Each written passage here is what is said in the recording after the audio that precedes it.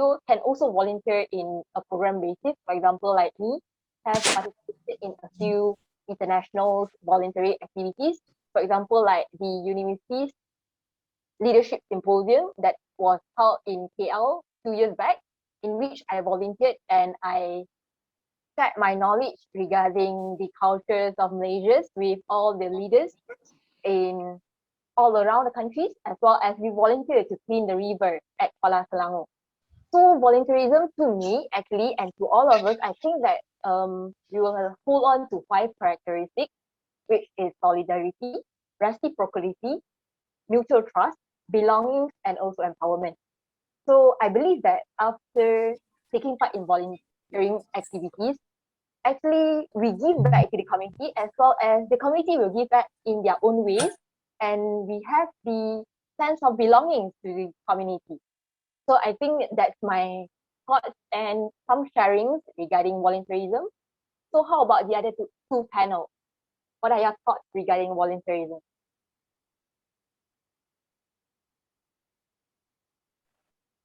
Maybe Mr. Tay want to start first? Oh, okay, Mr. Izan. Yeah, for me, okay, sure, thank you. Thank you, Ryan. But as for me, volunteerism is like activity when you help others. At the same time, you help yourself too. It's like very simple, win-win situation. You help others, at the same time, you grow yourself. Very simple concept for me. That's all. That's me, volunteerism for me. All right, thank you, Mr. Izan. Mr. Tay? Okay.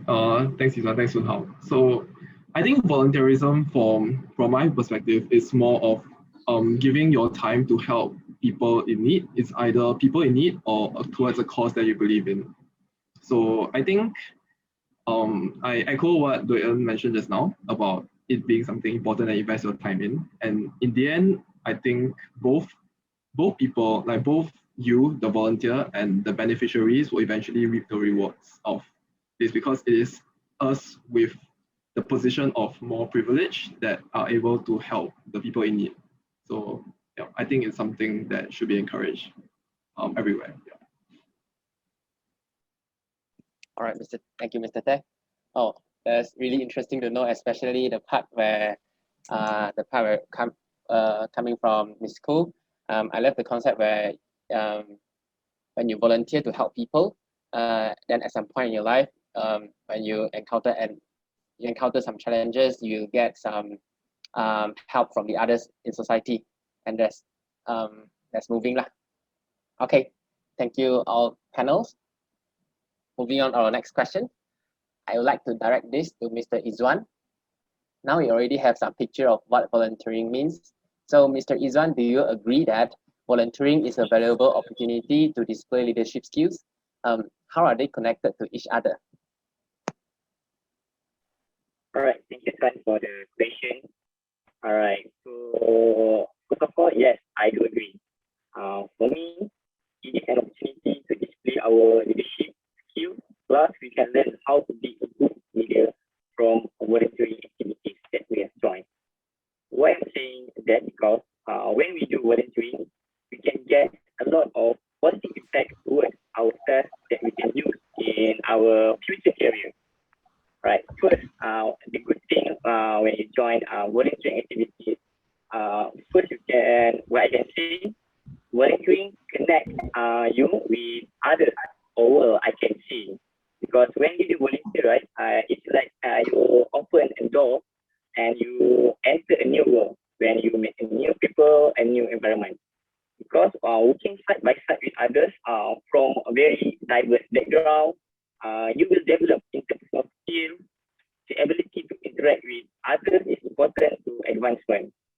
And what I can say through volunteering, you learn how to handle not only different types of people, but also different situations. I can call it as flexible. When we do volunteering activities, the important thing is that we need to learn how to be flexible. And at the end of the day, when you settle with your volunteering activities and when you at industry or your career, flexibility is very important. How you sit with a new environment, how you sit with new people, it's very important. What you can learn from the volunteering activities. allow you to learn how to work with and communicate with others. In fact, volunteering is an important and interesting way to meet people who you might not normally connect with. I can say like the comfort zone lah. We are always like hanging with our comfort zone, but when we do volunteer activities, it's like you get out from your comfort zone because you meet new people from the different group, ethnic, and religion. For example, what I can share back from my experience, not so much back to 2019, I was volunteering in Laos. So can you imagine? I'm in Laos with people of Laos, like I cannot communicate very well in English. So that situation like pushed me to be brave, to speak up. Same goes so when I'm doing my volunteering activities as a license officer in World Kite Festival. I'm being a license officer for China. Like, so communication is the key. When we do volunteerism, don't be afraid. You need to get out of your comfort zone. You need to challenge yourself because communication is everything. So that's the first thing. When you do volunteer activities, you will meet new people, or you can enter a new world, or you will get a lot of new people from the volunteering activities. That's the first one. The second one, where I can see volunteering build our self-confidence. Of course, when you do through volunteering, you have the opportunity to try a new challenge without the fear or our career problems.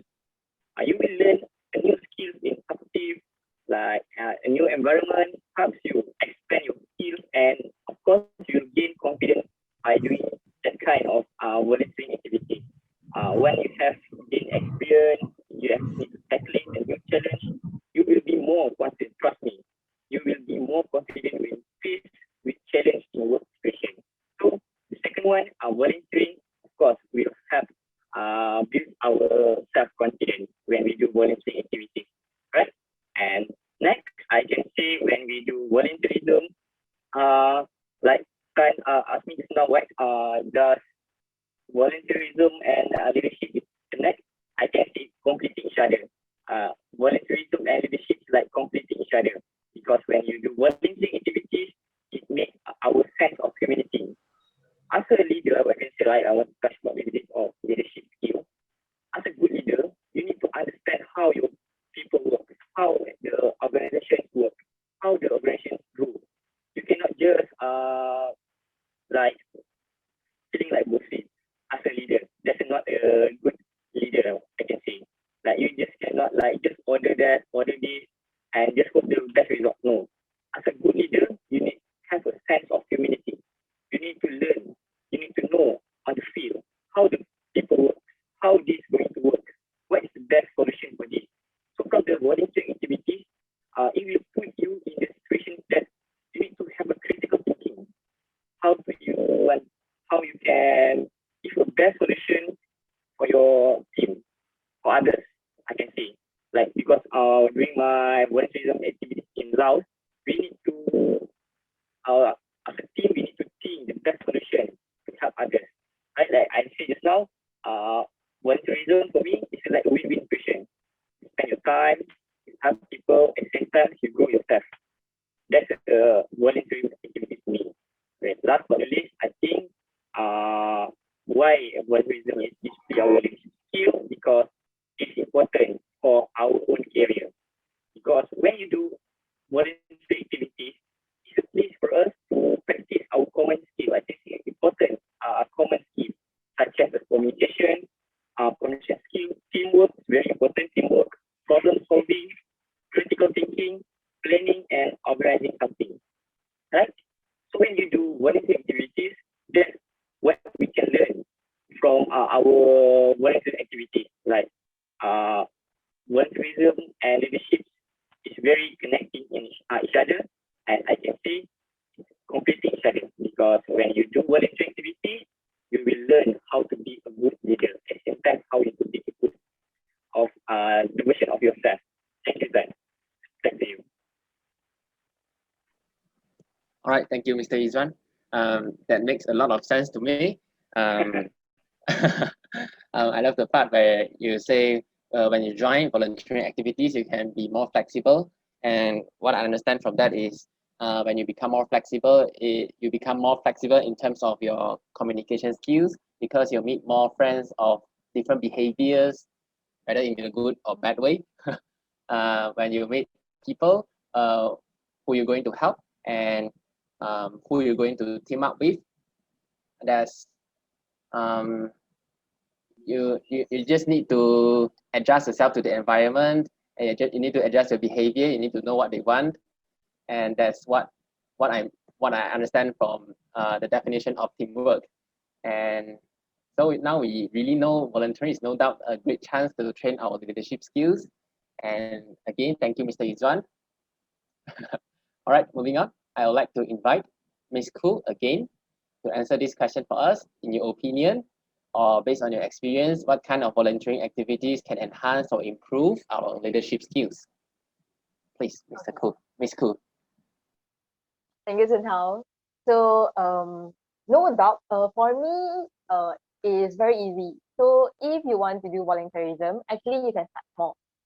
Even though at the school level as well as the university level, I know that most of the participants here are all the undergrad students, or we have some public participants. But I would say that volunteerism all will start small. You can start from all the activities that your faculty organize, your college organize, as well as your residence community organize. So to me, what kind of volunteering activities that really can build up leadership skills? To me, there's no defined activity. You can just join any activities as long as it is devoting your skills, your time, as well as your knowledge to the community service. So um I would like to share my experience. For example, like because I'm doing my studies degree in health sciences, so mainly I am more exposed to medical field as well as rehab field. However, my interest is going into environmental conservation. So to me, I start off my volunteering activity by joining those beach cleaning up at my school level, secondary school level, in which we will go beach cleaning every week or every twice a month. That actually we managed to collect around 10 kgs of rubbish at the along the riverside as well as the beach throughout our activities. So I have maintained the volunteering activities for around a year. Then after that, I discontinued the activity as I have to further my studies to the other field. But however, once I entered the universities, I also participate in other volunteering activities in the ecosystem conservation. For example, like I will go and join those associations which are out of my universities, in which we will collaborate with all those NGOs in Malaysia, and we will start to plan out activities in which we can really cooperate the community in certain areas to join us for Sunday activities for cleaning up. For example, like we would like to clean up some dengue hotspot in their community areas. Then those are all those volunteering activities in which we start small. So to me, I would like to give a message or some advice maybe to our participants here. You don't have to be scared to participate in a volunteering activity. All you have to do is take a small step and step out of your comfort zone. Just go ahead with whatever volunteering activity that you think that you are really interested in doing. You don't have to be like care about, oh, this is my first time, I'm not going to do good in those volunteering activity. All the committee members are doing very good, they are very experienced in those volunteering activities. No, there's a really wrong idea. Although, for example, like I was just a newbie in, imagine that I was in my secondary school life and I participated in the beach cleaning activity in which the committee are actually master students as well as lecturers in university, which they really guide us and really teach us about the knowledge about the marine life. And they really share with us how do we really need to take our part to spread the awareness among the community. So you don't have the concept that I have to be really good, really knowledgeable regarding all the volunteering activity that I'm going to participate in. You just have to take the courage and step out of your comfort zone and just participate in whatever that you think that, yes, I'm going to contribute something in this field. So dream it and go for it. So I think, to me, definitely there's no defined volunteering activity that can enhance or improve leadership skills. However, in whatever activities or volunteering activities that you are going to participate in, you could start small as a committee member, as well as you progress to a leader, a small team leader in the program. Then, as the times goes by, you will actually progress to become the project directors of a certain program. Then that's where you will enhance your leadership skills from time to time. So I would say that as from you develop from a committee member until to become a project director, actually the skills that you hone are actually different from stages to stages. I totally agree with what our first panel has said just now. And I would like to say that when you are the committee member, actually you know how to communicate well, and you actually understand the situation of your community, as well as I think the most, how to say, serious problem for all the volunteering activity is about the funding in Malaysia especially. So in Malaysia, when you are working as a committee member, so you have to work hand in hand regarding how you would like to raise the fund from the committee, how you like to persuade all those big companies to sponsor for your program. So when you're working as a committee member, you can actually really hone your marketing skills, how you like to market your this program, and to encourage more supporters and to sponsors for your program. But as you progress to become a leader, that time when you become a leader, your main role is not about how do you want to your main purpose is not how about you want to coordinate this program. When you become a leader, actually your role is how do you like to lead the team? How do you like to make your small leader in each division to have their potential and to use their potential to the fullest? So I'd like to share that the main difference regarding when you are a committee members and the leader is that when you are committee members, you will work more with the association, NGOs, as well as the company outside. You will have the networking. You will build up your networking when you are a committee member. But when you progress as time goes by, when you progress to become a leader, then you harness the skills on how do you make your committee members as well as the small leaders to harness their skills and to boost their potential to the fullest. So if you really want to participate in leadership or you want to hone your leadership skills, volunteerism will be the first and the best platform for you to start with. Back to you, Sunhao. All right, thank you, Miss Koo. Now only I remember that as Miss Koo might be familiar, but I don't think Mr. Te and Mr. Izwan is familiar with this, but I want to talk about this. Since me and Miss Koo are from the same residential college in UKM, we are from College Tonside Nasir. We have a club, we call it BOSQ Club. It's a club for volunteering. And I'm not personally in that club, but what I know from that club is this BOSQ Club, every year they organize at least 2 visits to Zoo Negara, Malaysia to volunteer over there. And to me, there's a great opportunity for all the students to take part in volunteering activities, and especially a great chance for them to take the first step into the region of volunteerism. And I think that's really great.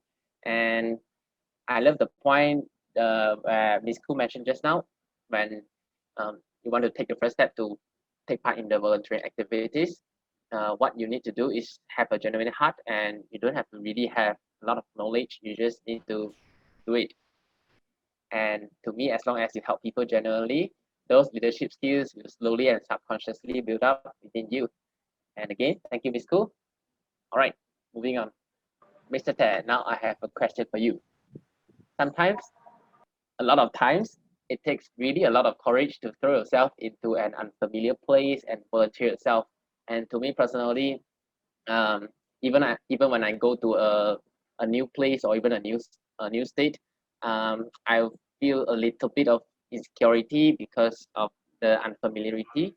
And so, how can we be more confident to volunteer ourselves? How can you be more? How can you brave up to volunteer yourself in front of a new crowd? Yes, Mr. Teh. Thanks, Sunhao. Before I'll talk about my answer, I'll just like to say that being able to volunteer in Zoo Negara seems very fun and enriching, especially if you love animals. So yeah, I think that's pretty cool. Yeah.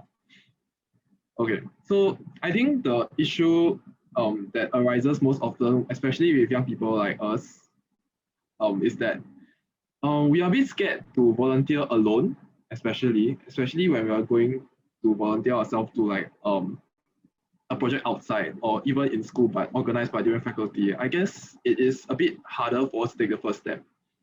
So the easiest way to deal with this is to grab a friend, grab one or two friends, and then just drag them along with you, and then all three of you will get an enriching experience. Like even though even though you only know two other people, but you at least have somebody to talk to, and you find it easier to make friends along the way from there as well. Yeah. So I think that's like the first and the easiest part about confidence and your insecurity. I mean, personally, that's what I do. I just drag my friends to go along with me to help out with projects and stuff. But I think on a deeper level, when it comes to confidence, I don't think confidence is the most important when it comes to volunteering, because I think firstly, when you volunteer, you should have the passion and the intention to help some other people. So it doesn't really matter what you do in that volunteering role, but as long as you have the heart, everything will work out, because you are contributing towards making your beneficiaries' lives or living conditions a better place. So as long as you have that goal in mind, it makes it so much easier for us to volunteer. Yeah. And then actually I have an example, because I think 2 or 3 years back, I volunteered twice for like one project, but I did it for 2 years, which is called Project Cheer, which was done in my college in Singapore. So the aim of the project was actually because we are all like students, so the aim of the project was actually to bridge the intergenerational gap between the old people living in the old folks' homes, and not necessarily old folks' homes, and the young children. Because I think it's a uniquely Singaporean problem where the elderly generally live alone a lot, and they miss the company of like younger children. So we did that. We set out to do that project where we tried to bond the elderly and the children together. So we had to organize games and programs to engage them and to try to get the elderly and children to talk and then just enjoy their time together. So there were quite a few considerations, because the elderly were either because in Singapore, the majority of the population is Chinese, and then a lot of the elderly, they don't really speak very fluent English, so they couldn't really understand. Then some don't even speak normal Chinese, so they only speak dialects. Then some of the elderly are Malay or Indian, and then they don't really speak very fluent English as well. And then seeing as how most of the students are Chinese or don't really know how to speak dialects or Chinese, there seems to be this kind of language barrier here. And then like you don't have to say more about the small children who are like probably 5 to 6 years old. They don't know how to speak English, or not say English, but then they don't know how to speak their mother tongues that fluently. Yeah, I think it's a very uniquely Singaporean thing. So there seemed to be this gap in like language where we weren't really able to bridge the old generation, the young and the children. But I think as the day goes on, as long as you spend enough time with them, these kind of worries that we weren't able to get them talk to each other were dissipated, because you could see that they could bond by actions. We could bond by painting something together. We could bond by having them play games. You don't.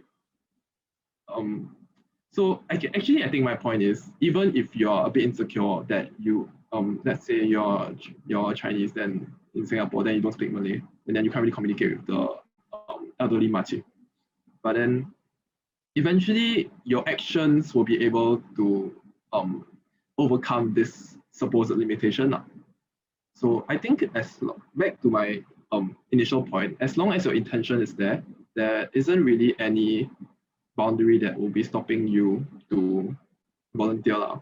And then as what Loy-En mentioned, the most important thing is to take that leap of faith, to be a bit more brave and courageous, and then eventually take the first step, and then you'll be able to,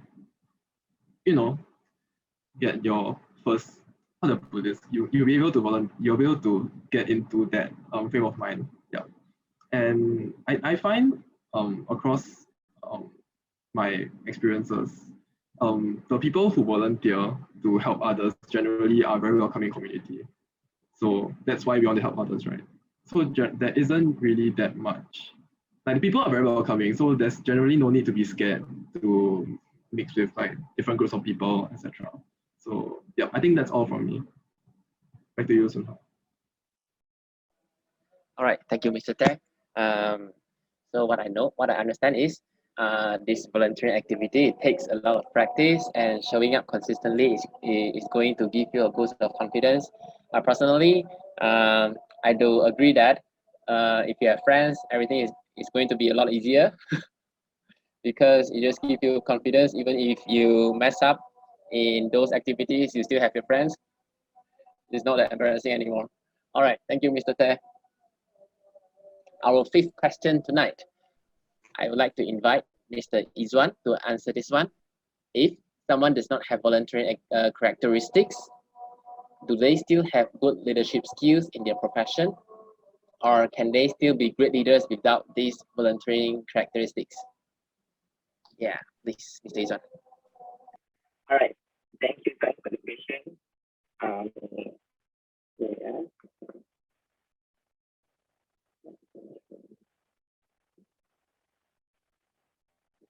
Right. The things that I can see from the question, if someone does not have volunteer activities, volunteering characteristics, do they still have a good leadership skills in their profession? What I can see is like volunteerism activity is like very important for us to be a good leader. It's not a compulsory. Like when you do volunteer activities, I do believe it will grow us. It will help us to be a good leader, right? You cannot be a good leader without doing nothing. You need to learn. You need to gain experience to be a good leader. So for me, I want to talk or share about my own experience. Like many people ask me how I getting involved with this kind of lot of commitments, like volunteering activities, leadership activities, and so on. My answer is like it started when I joined volunteering activities. Like it opens a new door for me, and it connects me with a global citizen.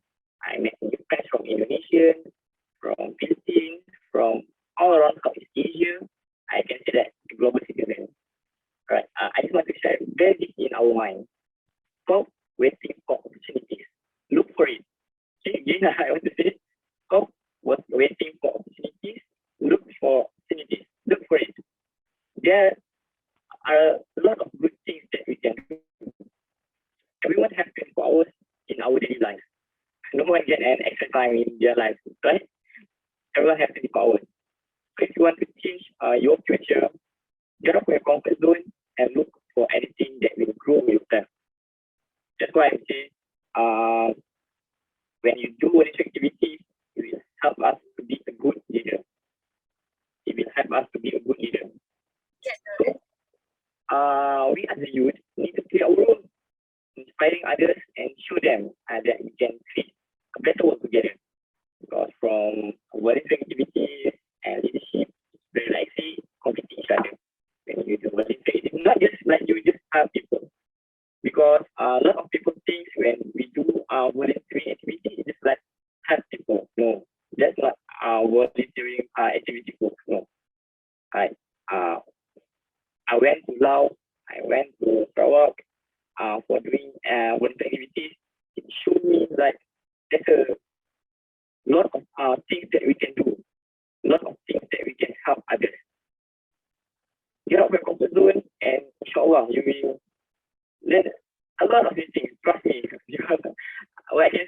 I made a right decision back to 2017 when I joined my very first volunteerism activity.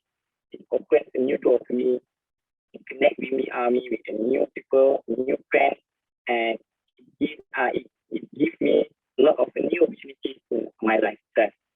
So I want to share student volunteer tagline. Student volunteers are also known as the Yayasan Mahasiswa. It's our student volunteer under higher education in Malaysia. The tagline is winning people's hearts, mind, and soul beyond borders.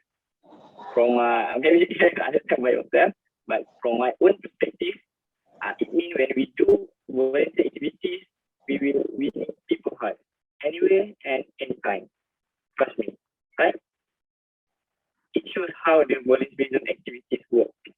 It will help you to be a good leader from the experience, the communication skill, like I mentioned before, communication skill, teamwork, the critical thinking. You will learn from the volunteerism activities, right? So you need to challenge yourself, like challenge yourself, step up, get out of your comfort zone. You will create your own future. Of course, everyone wants a better future for ourselves, right? So when we do volunteer activities, what I can say, you will grow yourself and you will help your own future. Not just help others, you will help yourself too. So do volunteer activities. Right? For me, our volunteers don't get paid, not because they are worthless, but because they are priceless, right? When we do activities, usually we didn't get any token or paid, right? But for me, not because we are worthless, but because we are priceless. Okay? And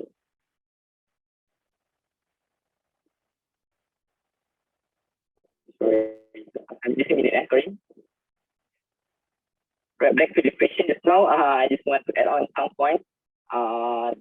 If someone does not have voluntary characteristics, do they have a good leadership skill in your profession? I think should be no problem if you are not doing any volunteerism activities.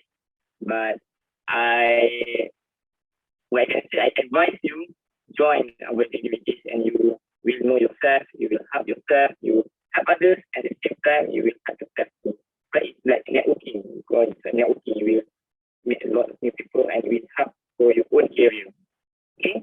I think last for me, what I can see, the more you give, the more you will find yourself. So I hope every single of us will inspire each other to create a better world for us. Thank you.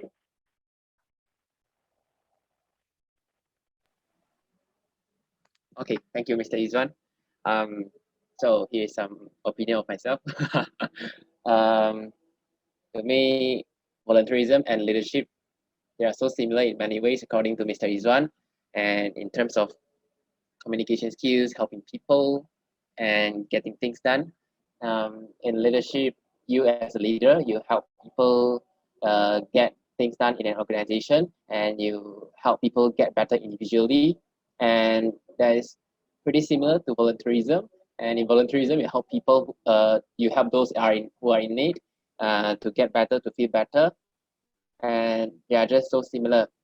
And to me personally, I feel that if you do not have adequate volunteering characteristics, it's a little bit more difficult to be a great leader, because a great leader, they just want to help people to get better individually, and they help the organization to get better overall.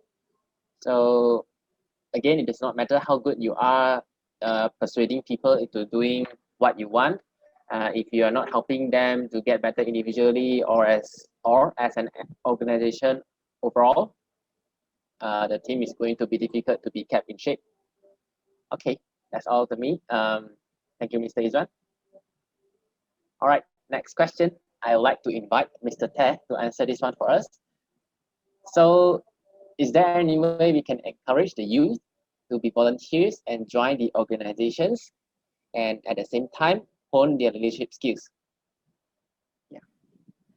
Thanks, Sunal, and thanks, Izwan, for sharing this.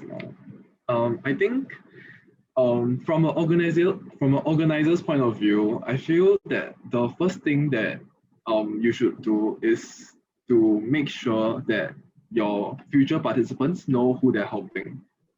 Because it's very important to put like a face to the beneficiaries that you're trying to help in order to get to recruit more volunteers. Because I think, because ultimately they need to believe in the cause that they're volunteering towards. Sorry. Yeah. So having like a clear goal or a clear explanation, a clear rationale behind why you're doing this for them will be able to get more people to join in now.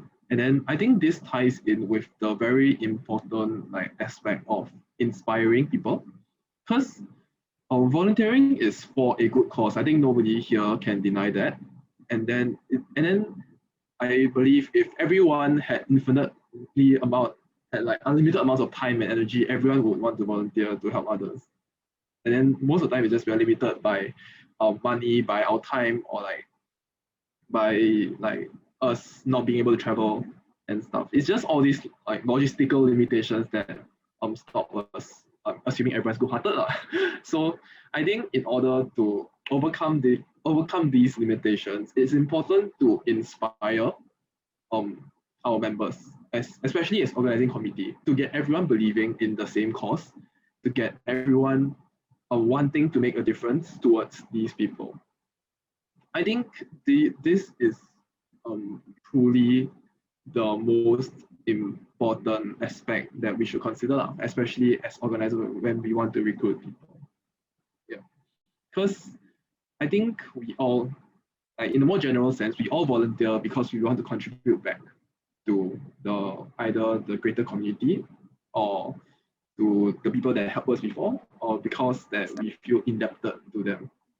So, and I think most people would have this, just that people have more inertia, like especially if you've never done this kind of thing before. So in terms of encouraging, I think this is the first step. And then it goes a long way to build up the kita jaga kita culture, where we just help each other out, like it doesn't matter whether you're young or old or like from any race or religion or whatever. But I think at the end of the day, we are all Malaysians, we are all human. We are all just living under like the same sky. Or I wanted to say roof, but then it didn't make sense. So yeah, I think we can build a more caring and compassionate environment around us as long as we inspire like the people around us to do the same thing as us. So yeah, I think that's my thing. Okay, thank you, Mr. Teh. So if you want to encourage you, I will summarize this. Okay, if you want to encourage youth to be more volunteers, firstly they need to know who they are going to help and where they are going to volunteer, so that they know the why in these volunteering activities. And to me, the why is really important. Is even better than all the motivational videos you saw on YouTube. The inner why is really important, and with this passion within the youth, our society can definitely get more volunteers to help those who are in need, and that's really great. Okay, that's all from me. Thank you, Mr. Teh. Okay, here is our last question for today's forum. I invite all panelists to answer this question. Can you all shortly explain how to train leadership skills in volunteering activities? Okay, now we go one by one. Let's start with Ms. Koo. Sorry, can you repeat the question? Oh yeah, sure. Okay. Can you explain how to train leadership skills in volunteering activities? Oh, okay. I think I have accidentally presented or I said before this, so maybe I can repeat it again. So, how should we train leadership skills in volunteerism? So, as I said, you start small. So, in a leadership, in a volunteering activity, like Mr. Izwan said just now, we can actually develop our communication skills as well as task organization and critical thinking as well as problem solving. So in this case, for example, like in volunteering activity, there are lots and lots of discussions. So in a discussion, you can actually build your leadership skills by actually leading the discussion. So in a discussion, we have different opinions from people of all walks of life. Then at the same time, you as the leader of the whole discussion, you have to cut, like you have to merge all the ideas, and you have to, from your perspective, you have to analyze the pros and cons of each suggestions and also comments from your team member. Then from there, you will guide and lead your team to go for a better choices. So this is one of the perspectives, no matter you are the committee members or you are the small leaders or you are the HOD or you are the project directors of the volunteering program. So all in all, go back to starting small. So that's one way to develop leadership skills in volunteerism, as well as when you're doing volunteering, no matter you're doing volunteering in Malaysia or in overseas, you can actually brush up your leadership skills by actually learning from what and how does your leader do. For example, like we all know that we learn from mistakes. So in volunteerism, don't be scared to make mistakes. Mistake is to me, mistake is gold. The way and how do you do self-reflection from all the mistakes that you make in volunteering activity, as well as the mistakes of your leaders and your teammates, is actually one of the best way to actually hone and harness your leadership skills in volunteerism. So actually, when you are doing volunteering activities, from all those mistakes, you can actually do self-reflection. You can know, okay, if in the future I would like to take up this post or I would like to carry out the similar activities, I can actually prevent all the same mistakes and I could lead in a better way so that my team and the project will go in a better direction and an improved way. So to me, that's the two ways in which we can improve on our leadership skills through volunteering. So back to you, Sun Hao. All right, thank you, Miss Ko. Okay, move on to the second panel. What do you think, Mr. Izwan? Thank you for the question, Mr. Pran. As from my own perspective, I think first, of course, communication. Because when you do activities, we need to have a lot of communicate. We need to communicate. We need to communicate with the others. We need to communicate with all of the team members. So as a good leader, that's the basic. Communication is everything, right? So when you have a good communication skill, you will deliver a good message to others and also the organization, right? In terms of the communication skill, there's a sender and they also have a receiver, right? To be a good leader, you need to be good at this work. A good sender and a good receiver. Not only just can talk, at the same time, you need to be a good listener, right? So this book is very important in terms of the communication, right? Not all the time you are going to be a top leader, right? Like I could say, good leader can't be a good follower, right? How to be a good leader, you need to be a good follower. So you need to balance these two, right? Sender and receiver. That's the first one. From the volunteer activities, you will learn how to communicate with others. You will improve your communication skills. Second one, of course, teamwork. As a team, like volunteer activities, it's not about one or two person, it's about team, right? It's about team. It's the leadership skill. As a leader, it's all about teamwork. You need to, when you want to do something, you need to discuss and find the best solution. In terms of, you need to find the best solution in terms of when you discuss, you have a agreed, or I think it's like a good answer or the best solution among the others. That's the second quality work. And the third, I think the last one, I can say for the individual, skill is critical thinking. From my own experience, where I can say, where I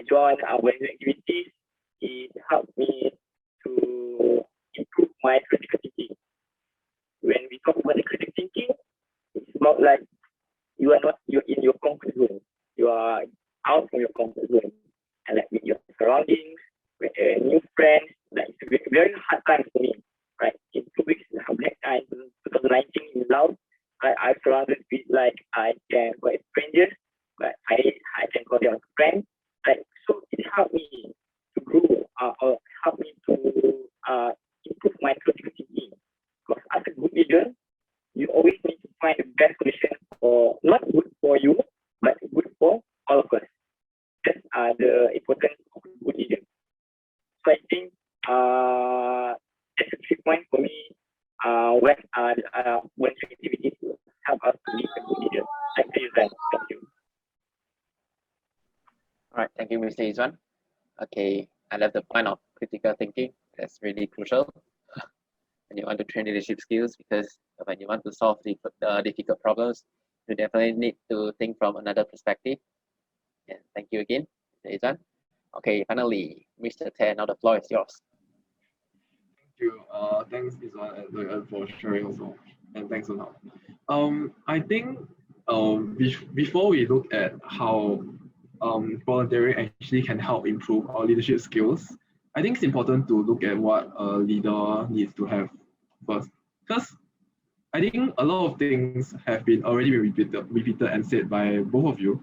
So I will try to use a different take.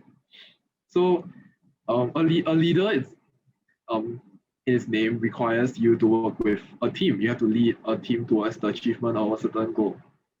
And then in order to do that, you need to have good communication skills to get your ideas and goals across to your teammates.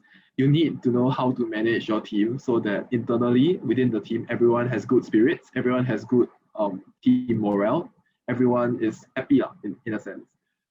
So I think these are like the two, okay, not the only most important things for being a leader, but the two most important in terms of dealing with your team. And then volunteering can actually help with this, because volunteering is essentially a people-oriented activity where you try to serve the community around you.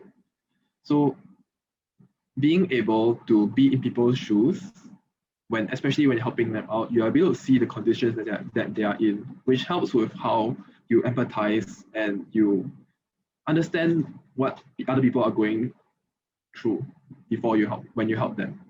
And when you translate this into a leadership point of view, you will tend to not brush away people that easily, but rather you try to understand things from your teammates' perspective, especially when your teammate or your committee member is going through a tough time.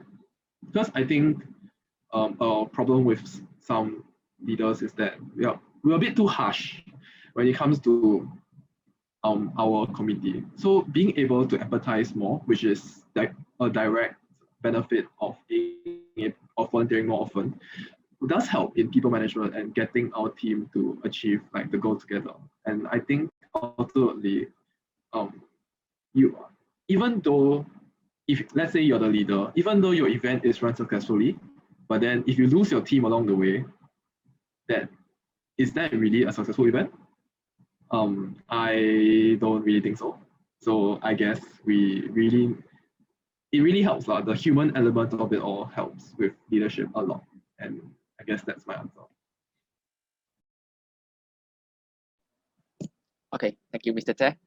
So what I know is you need to have empathy if you want to be successful in leadership.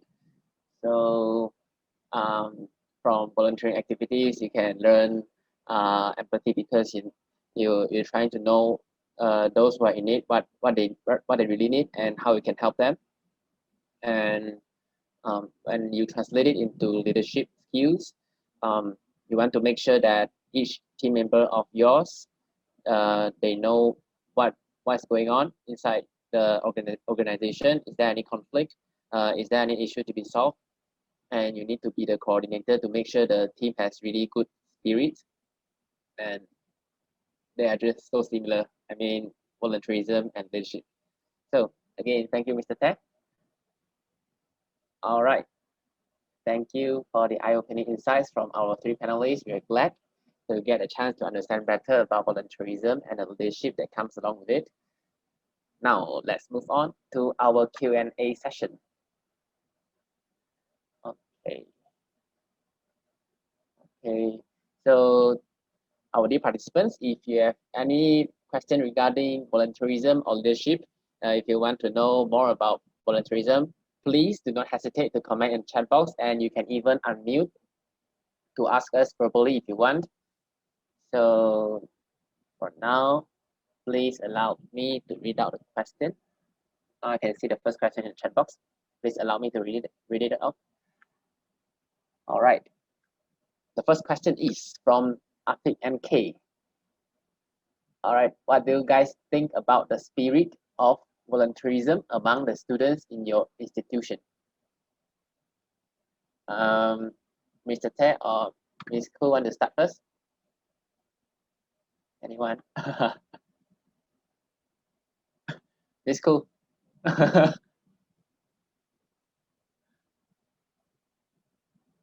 Maybe Mr. Tay can start first. Okay, I lost at rock paper scissors. Okay, just kidding. Okay. So, I think the thing about volunteering I'll talk about Singapore in general first, then I'll talk about NUS specifically. I think the thing about Singapore in general is that they actually integrate volunteering and community service into the national curriculum. Like, it's not tested as a subject, but it's a requirement for them especially when they go through their secondary school and their college, where they have to come up with a project to help groups in need.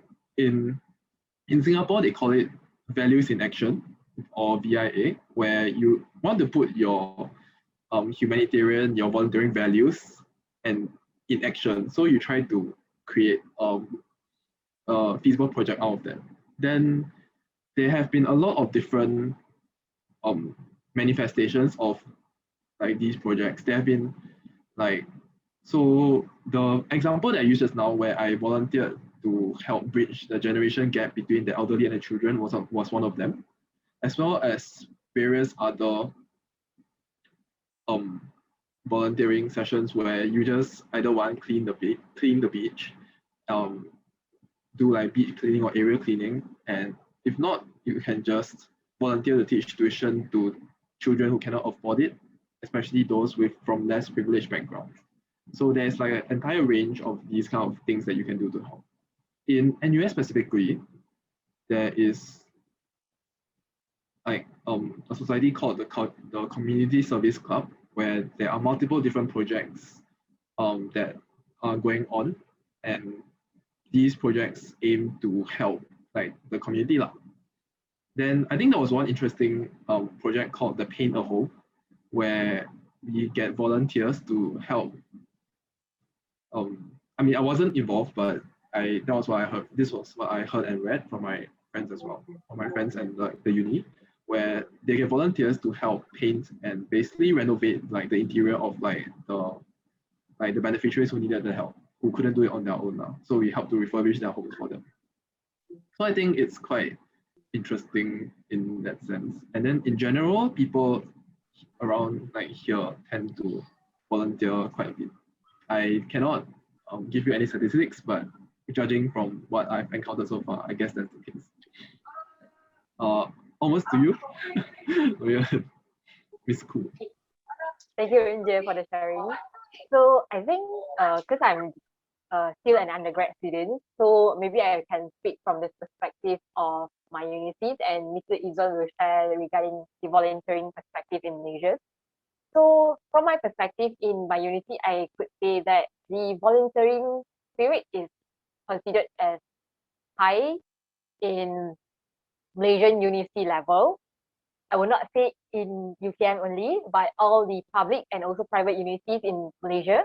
Because through the volunteering activity that I have participated before this, I have found out that actually in Malaysia, there are a lot of volunteering activities, especially those that I participated, which involve all private university students as well as public university students. For example, like the activity that I participated in which all the university students will take part to go to clean the river.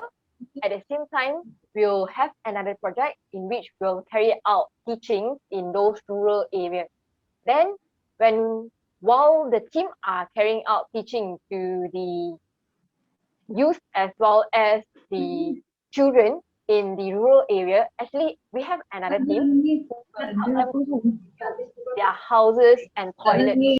So in that stage, actually in the project, we actually work with a lot of NGOs, construction workers, and those education background teachers, or they are not even teachers, but those professionals who came along to help us without paying a cent. So it's actually really a spirit of volunteerism in which we will give out all our time, skills, as well as knowledge, in which all their spirit actually inspired us youth from the university level, or either you are still a secondary school student, for us to follow their footsteps to bring a brighter future. I would not say to the world, but we will create a brighter future for the Malaysians. So I hope that through volunteerism, actually we will help to pass out or pass down the spirit. For example, like those child who receive our help in the volunteering activity will actually help to continue the spirit to their younger generation. So I would say that in UKM, the volunteering activity will considered as quite active as well, because we do have clubs that actually carry out volunteering activities in our residential college as well in our faculty. So the spirit in Malaysia is considered quite high, but however, as like Renjie shared just now, in Malaysia, we have the same problem. Malaysian students tend to reluctant to take part in volunteering activities if they are alone. So I tend to see the trends in my university in which that they will go in gangs or go in pairs to take up in a volunteering activity. But as time go by, their partner will leave them out, and eventually those who really are passionate into volunteerism, they will stay, and eventually you will see them grow throughout the program. For example, during their first year of studies, you can see they are committee members and they go in gang of 5. As well as they proceed until their third year of studies, they might be the directors of the project. And at that moment, you can see he's the only one person from the 5% who stay until the end, and he succeeded to keep it up the spirit of volunteerism, despite of lacking of time, lacking of financial support, as well as lacking of emotional support, as well as friends along the way. So I would say that those who are really passionate, they will keep going. But I would encourage all of us, as I said, start small, step out of your comfort zone, you'll make it through it. Yeah. Back to you, Mr. Izwan. Right. Maybe I'm going to answer question from the E31. This question is there any local institution that do charity work that we can volunteer to around the Adam area? I will answer that question. So actually, for information, there's a lot of NGO, youth organizations that involved or active based in KL Selangor. What we can do, just search on media social and we need to find the best one. I can feel like there's a lot of NGO and youth organizations based in KL Selangor. Like you need to find the best one. You need to like compare which organization is like good with you. Okay. So for student itself, I'm 100% suggest you join student volunteer, or in Malay, Yayasan Mahasiswa. It's open to all students in higher education. We call it YSF. Maybe you can search Mahasiswa, like this in Persatuan, because it's under Ministry of Education, Higher Education. We send us all around Malaysia, Sarawak, Vietnam, Laos, and so on. So from this program, actually, like I said, there's a lot of opportunities out there. You just need to find it, look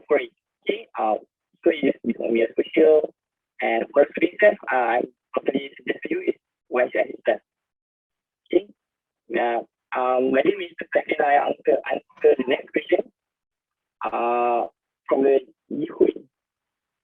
Like, may I? Yeah, sure. About yeah, about the ESCO, right?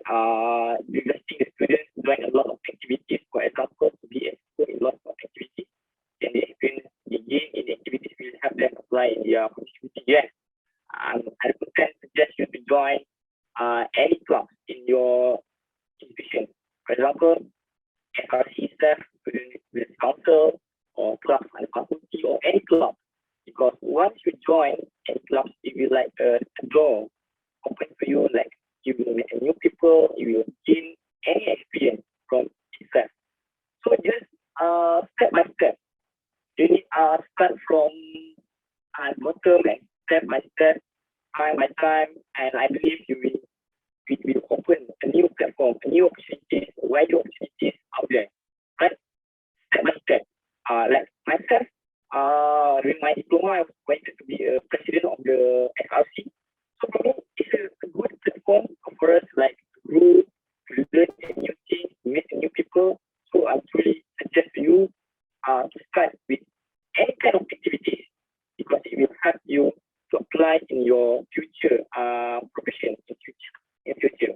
Right? Okay, thank you. Back to you, Ben. All right, thank you, Mr. Izwan. So just now I just received a message from Mr. Ted that he just remembered something to tell regarding the first question. Yes, Mr. Ted. Thanks for help. So actually, I wanted to share about a unique thing that happened because I think as everyone knows, last year was the year that COVID hit. So it was very hard for a lot of people to adjust and stuff. So I'll just share one specific example. So in Singapore, there were a lot of initiatives because the students were out of school because they couldn't go back to school. So a lot of them were behind on like schoolwork and stuff. So there were a lot of programs offering free tuition like over Zoom or online to help like children who needed it. And then there was not just one platform, there were so many of them. Like there are so many similar projects that aim to provide aid to students who needed it, not just for tuition for a subject, but even for university applications and stuff. So suddenly when COVID hit, everyone was forced to stay at home. Then all these bright ideas started coming along. So I think this says a lot about the nature of volunteering, helping others in like this society that I'm in. And it's just one unique perspective. I did volunteer to teach econs. I think I volunteered to teach economics for one student. Yeah. So yes. Okay. Back to you, Sunal. Okay, thank you for your insights, Mr. Ted. Okay, moving on to the second question. Is there any local institutions that do charity works that we can volunteer to around KL and Selangor area? I think Mr. Izwan is more familiar with this. This question is from Galaxy A31. All right, this is Martin again. Like I said just before, actually there's a lot of NGOs or youth organizations, actually based in KL and Selangor. The things that you need to find from your social and so on. Well, I can say there's a lot. You need to look for it. Just stop waiting for it, look for it. And for students itself, especially for the students, what I can suggest to you, you can join student volunteer or known as Yayasan Mahasiswa. You can visit Yayasan Mahasiswa, YSS. It's based in Persatuan. It works under the Ministry of Higher Education. So it opens to all the students, all higher education students, private or government, like our PTA, swasta, and so on. So what I can say, there's a lot of NGO and youth organizations. In basically in KL, the things that you need to do is search on the social. I think that's how. Yeah. All right, thank you, Mr. Izwan. Ms. Koo, do you have any idea?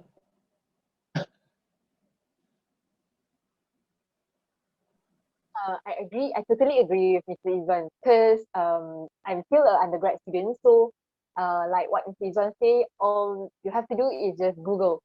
Just, I would like to say that you have to know what do you really want in your volunteering activity, what skills that you actually want to enhance, and what do you really want to contribute back to the community.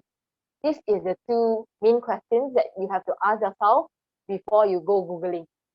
So when you Google, there will be lots and lots of volunteering activity. For example, like Ranjit said, free tuition online, and you can go food distributions to um, those people who are in sick of food at the roadside in KL area, in Phuket area especially. Then you can go for free medical services in which you become part of the medical team if you have the knowledge to go for free medical home-to-home services to all those bedridden patients during this COVID pandemic period. There are actually tons of volunteering activity. All you have to do is just go Google. Yeah, that's from me. All right, thank you, Miss Koo. Okay, so I would like to add on another point. So, for information, I'm from physiotherapy. So last year, me and my classmates, we went to organization. We went to not kind of volunteer. We just went to visit. That's called NASAM.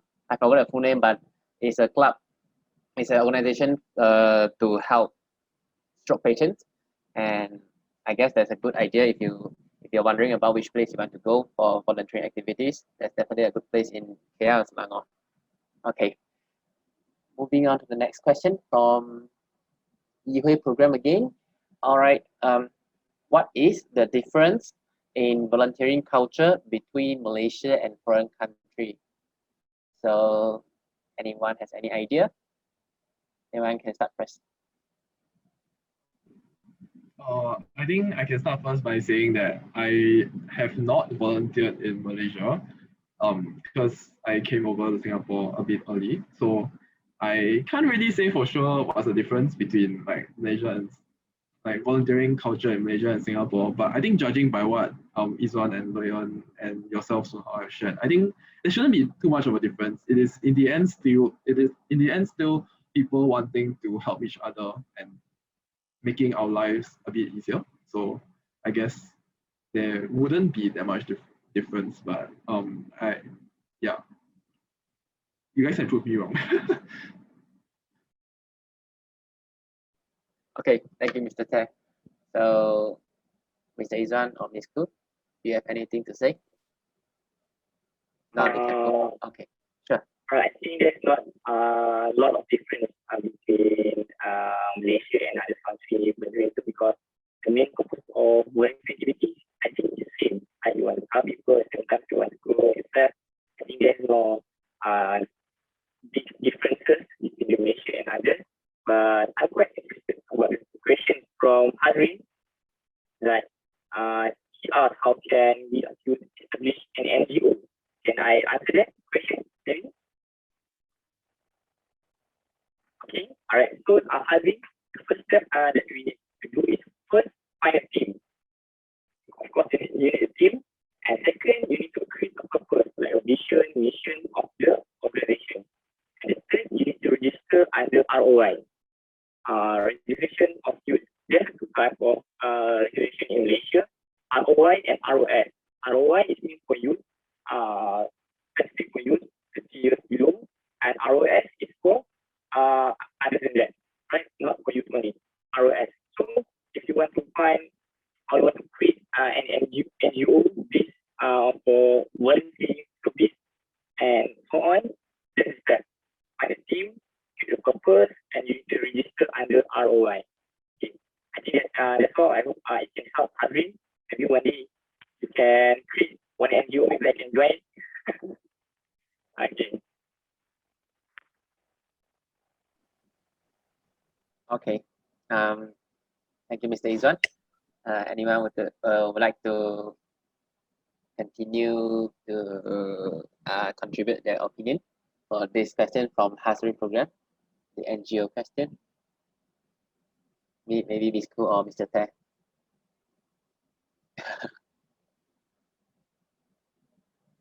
I think maybe it's okay. We still have a few more questions. Wait, let me scroll through.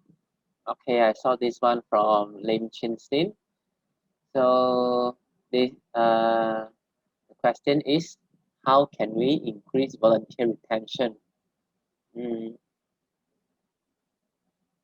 What does it mean? Okay, maybe this question is about how can we get more volunteers to join more volunteering activities, maybe like in terms of from the volunteers perspective, how can we make the volunteering activities more interesting, maybe? Okay, so now I think I can try to answer this. Yeah. So I think volunteer retention is very important in terms of managing a volunteer organization, because we can't have I can't okay, I can't say this, but it's like you can't expect to run a volunteer organization and training new people every round that you do your activity. So it is always important to have someone who is experienced to be there and guide the other people. So I guess that's what you mean by volunteer retention, where you have old volunteers staying on and following through the project, even though like this itself is like so even though the project may last like a year, 2 years, or even 10 years, you have the same people doing it over and over again. So I guess that's what you're trying to ask. I think the most important thing is I think it links to what I said about having them believe in the cause that you're trying to support, having them believe in the cause, like the cause that you're trying to, the objective they're trying to achieve. And I think intrinsically it's important for the volunteers themselves to feel that they're making a difference.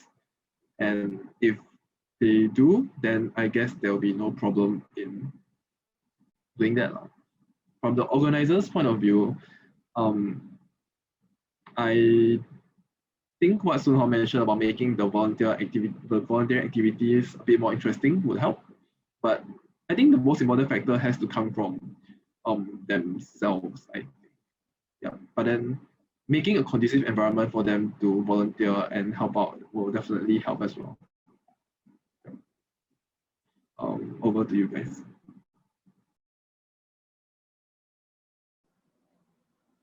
Okay. I think that's all for this.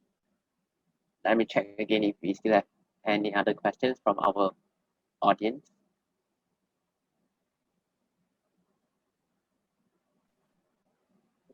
Can I add on a point for Mr. just now? Oh yeah, sure. Yeah, sure. So I completely agree with our philosophy now from Mr. From my perspective, I think before you do something, you need to find your own reason, your main reason why you need to do that. So of course, you need to find your own purpose. And yes, you need to have your passionate. You need to be passionate in what you do. When you do something, make sure you give 200%. More than that, when you do something, so to maintain this kind of motivation in yourself, you need to be passionate in what you do. And you need to find your own purpose, the main purpose before you do something. And I do believe once you have your own purpose in doing something, you will give your 100% or 2% when you're doing it. Find your own purpose. Why you do that? Maybe I can add on from Rinjay as well as Izwan as well. So in this case, I think that to retain volunteers in your team is very important point where the leader actually plays a role. So in this case, for example, in a project that I've done, maybe you can actually find leaders from different universities in which the leaders in the university will actually help you to recruit the volunteers from different years of study, in which if, for example, like the last year of level of study, for example, like fourth year students have actually graduated, they will actually promote the activities to their juniors, and they will actually try to recruit their friends and also juniors to take part in these activities. So in this case, besides passion that Mr. Izwan mentioned just now, actually the promotion and the strategy of you recruiting the head of division in your organization team of volunteerism is very, very important. If you manage to recruit those head of division which has good marketing skills, has good leadership skills, who are very good in promoting what does the visions and missions of your volunteering project, then eventually you will have the capability to retain more and more volunteers as time passes by. So in this case, I would agree that the leader played a very crucial role. Yeah, that's from me. Back to you now. All right, thank you, Miss Koo. Definitely agree with that. We definitely need the leader to help push these volunteering activities. Okay. All right. I just saw another question. Okay. So this question is from Atira. If volunteer are mentally exhausting when the activity you join have so many things you have to do, what do you do to overcome it? All right. Maybe Mr. Izwan want to start first. Yeah, all right. Thank you, Anjua, for the question. I think that's a good question. When we do a lot of things, of course, we're going to feel tired. But for me, from my own perspective, I always like I need to find my own purpose, my main purpose. Why am I getting involved in this? Of course, your physical, your mental will get tired. But when you know your main purpose, you go, you will keep doing it. You will never give up.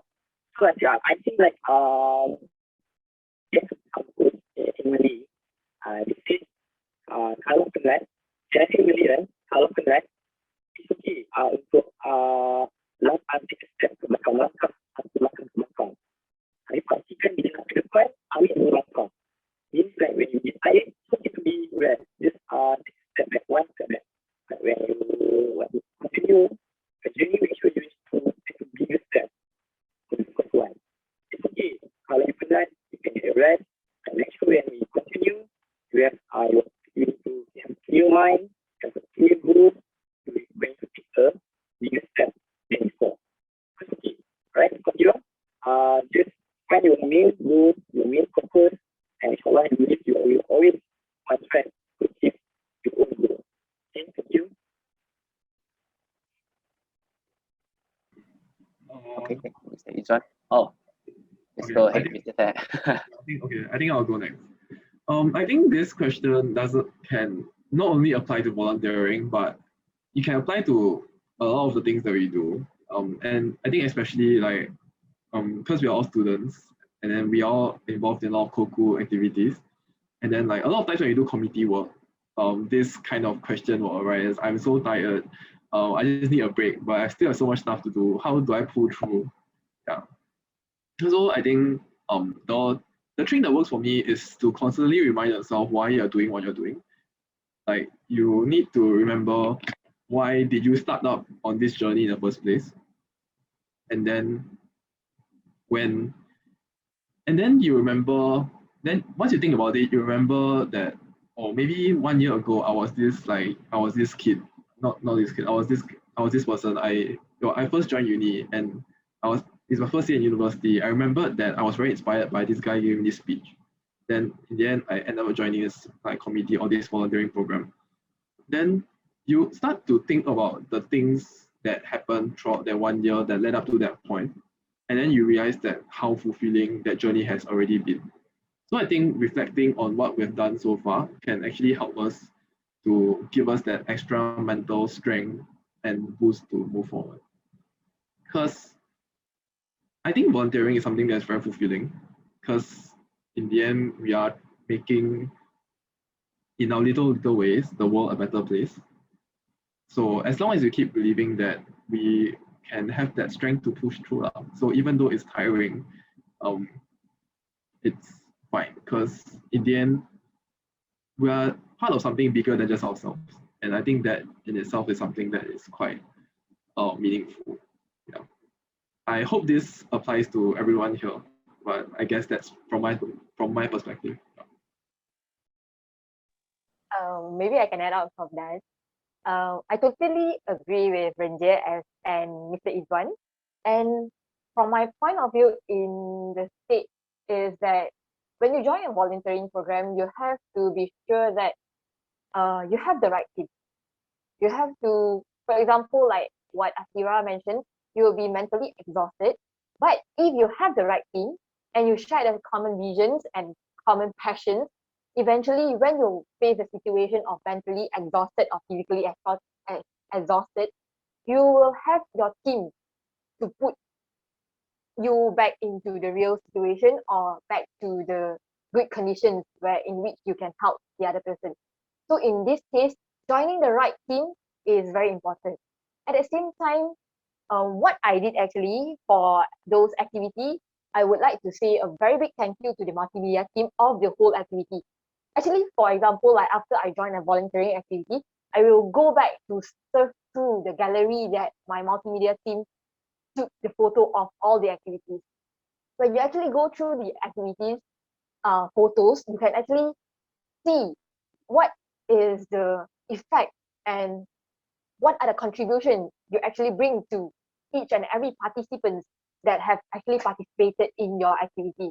You can actually see how happy are they when you are there. For example, you went to the old folks home or you went to a orphanage or any community activity. When you look through the photos, you can actually see how actually they appreciate all the effort. When you see the smile on their face, you see how happy they are, then eventually you feel that whatever I have been through, whatever the ups and downs that I have gone through with the team is actually very valuable. So in this case, that photo is the one that will live up your spirit and keep you continue in the volunteering activities. Then you have to remember that when you carry out an activities, no matter how many participants that you have in the activities, you have to remember one point that you will eventually bring effect to someone's life in the volunteering activity, no matter good or bad. But you have to believe in yourself.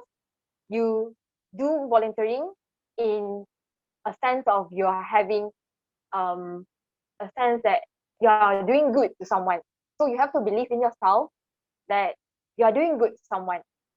As you hold on to that value, you can actually move through it and eventually you continue volunteering in all the activity that you are going to. Yeah. All right, thank you, Miss Ko. Okay, we have another question from Atira Shahira.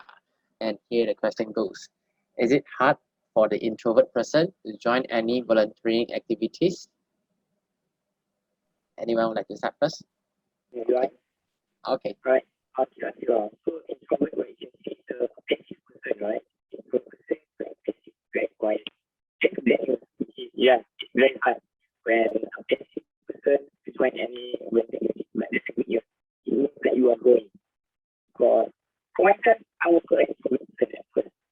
I'm scared because people, the new people, because I always overthinking about what people think of me. But it means that you are growing. You are growing for your comfort zone. You need to challenge yourself. See, the best lesson in our life is through experience. If you don't go through the experience, then you always stay at your point. So get out of your comfort zone and we learn a lot of things. Because it's very hard for a person to join any volunteering activity because through volunteering activities you need to communicate with others. You need to do something together in terms of teamwork.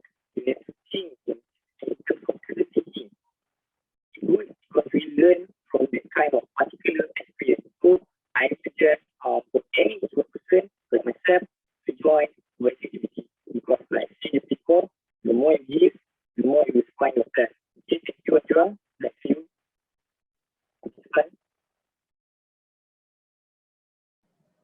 All right, thank you, Mr. Izwan.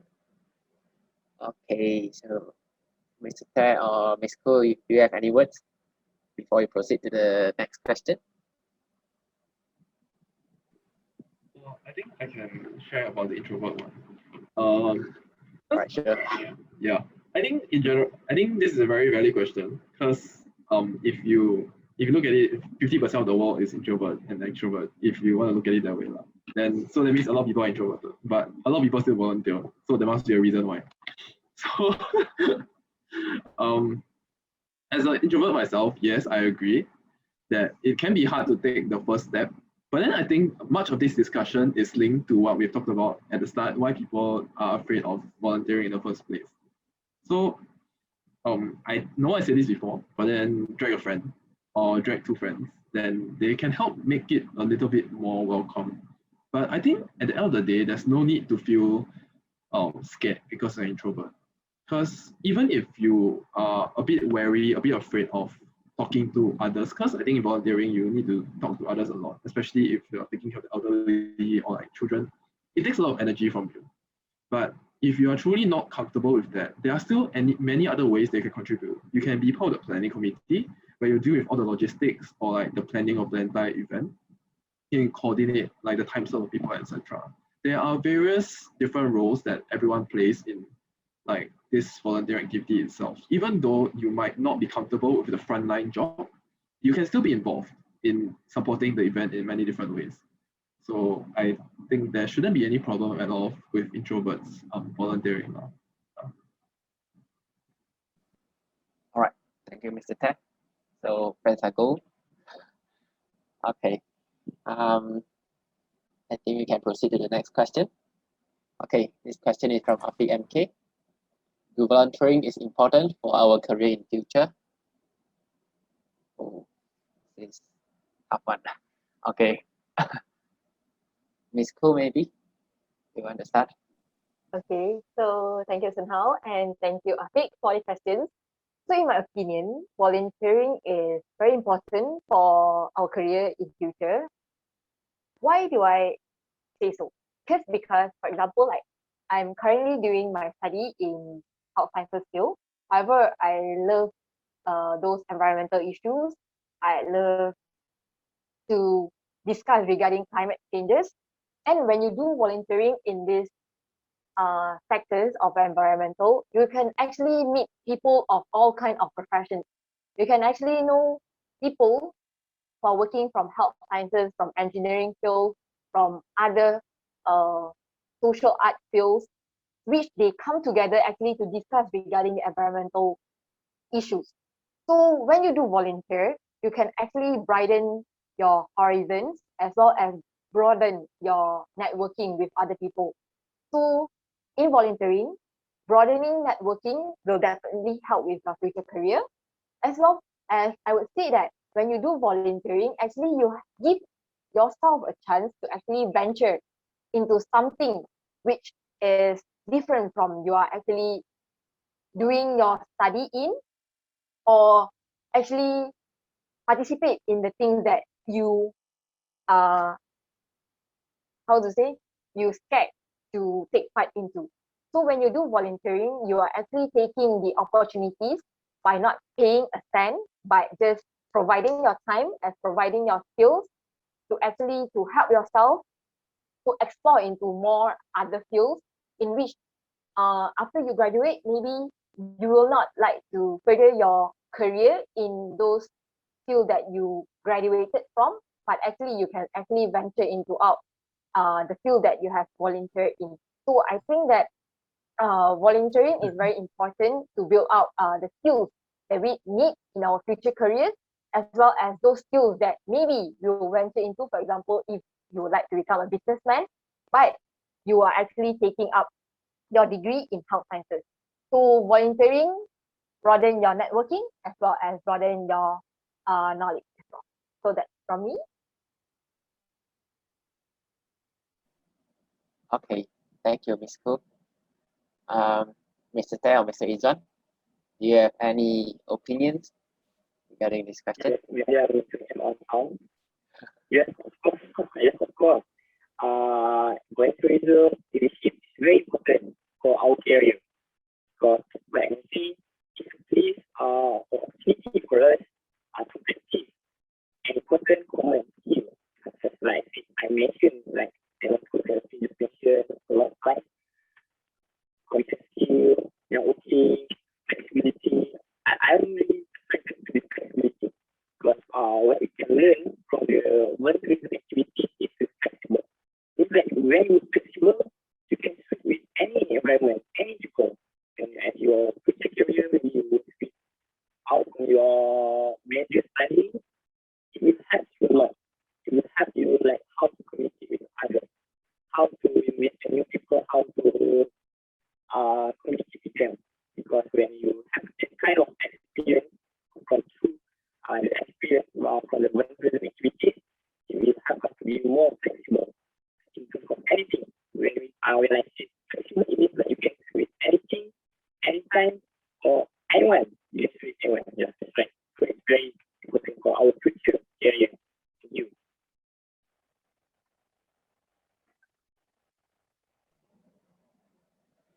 All right, thank you, Mr. Izwan. Okay, Mr. Tay, do you have any words before we proceed to my last question before we end this Q&A session? All right.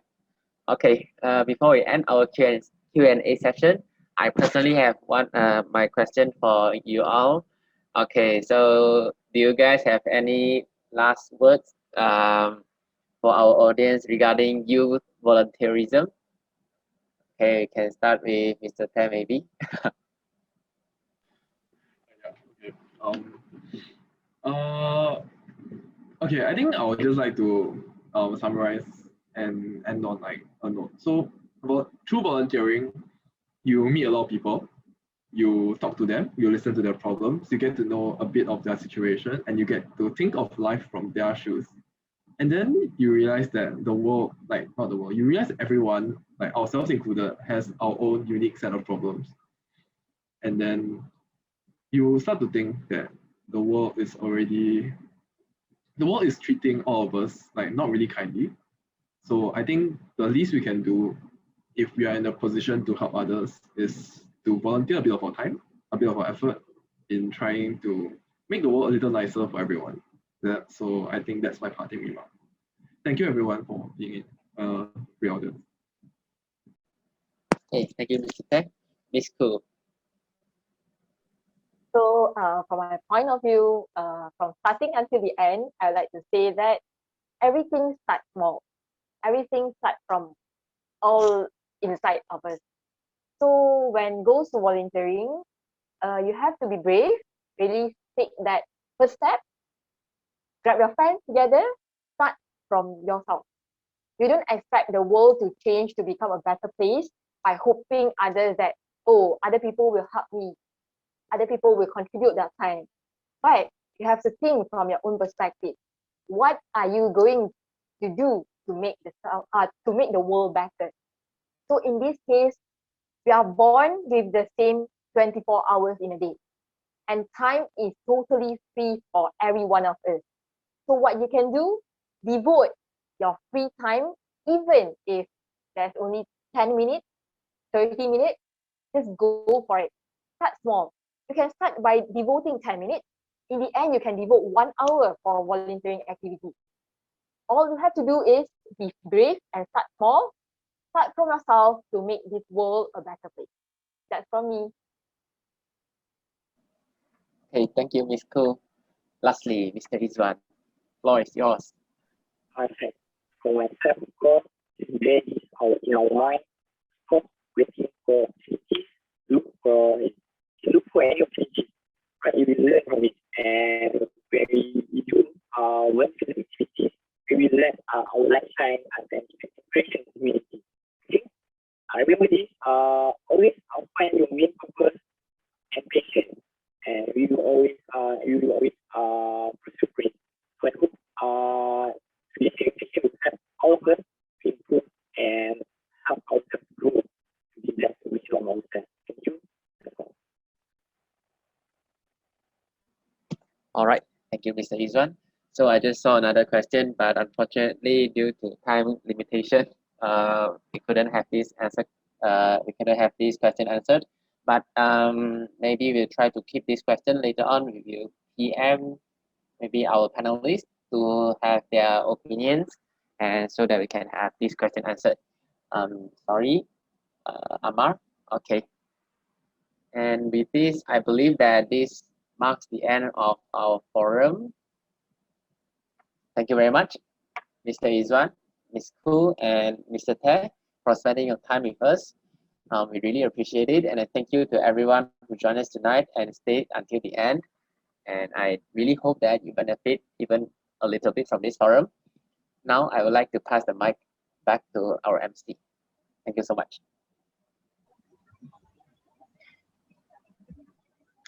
All right, thank you, Sun Hao, as a moderator for our forum tonight, and also all the panel, Mr. Izwan, Ms. Koo, and also Mr. Te, for your willingness to share your opinion and information today. I hope that everyone can gain some knowledges today. And now we move on to our next section, which is an announcement of a winner for the competition called Pertandingan Fotografi Hari Autism Sedunia. This competition has been open from 19 March until 6 April 2021. The competition has been decided the winner for 2 categories, which the first category is OOTD category, and the second one is videography category. The evaluation process to determine the winner has been done by judges that have experience with videography and photography background. So, the announcement of winner has been finalized by professional judges. First, I will announce the winner for OOTD category, which this competition will give prizes to 3 places only. Okay, now I would like to announce the 3rd place.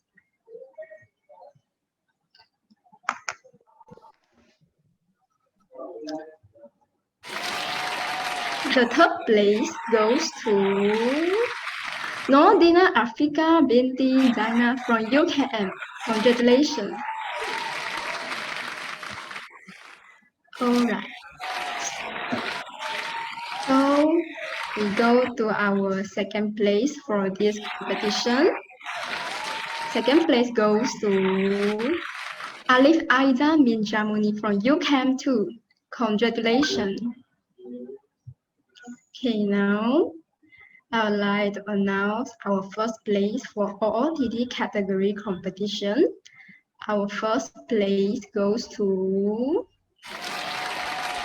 Lokman Hakim bin Abdul Jalal Sharin from UCAM 2. Congratulations. Alright. It's the winner for OOTD category, and I would like to wish congratulations to all the winners and thank you to all the participants that have joined this competition. The winner that have been announced will be contacted by the organizers of the competition after this. Next, I will announce the winner for the videography category, which the prize is much bigger than OOTD category. The category also will be given the prizes to 3 places only. So now I would like to announce the 3rd place. Our 3rd place goes to Nur Shafiba Ain Binti Maksun from UCAM. Congratulations. Alright, so our 2nd place goes to Muhammad Aiman bin Adri from UITM. Congratulations. Okay. So now is the 1st place. Never done. So our 1st place goes to No Nabila Binti Ahmad Maudala from UKM2. Congratulations. Okay, the winner for 2 categories which were in this competition has been announced. I represent the organizer of the competition. Want to say congratulations to all the winners and all the participants that has been support for World Autism Day by joining this competition. Sadly enough, we have now come to the end of our forum today. We appreciate the cooperation from the audience for participating in today's forum session. Before we end this session, let's have a photography session. Can you guys just open your mic and open your camera, sorry. And we take a picture as a memory. Okay. Can open your camera. Don't shy.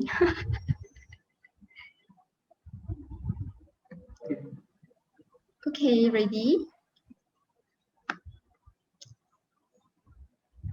1, 2, 3. Cheese. Okay. One more. Freestyle. 1, 2, 3. Okay, thank you. Okay. So, as a reminder to all audiences, don't forget to check out before leaving the Zoom platform.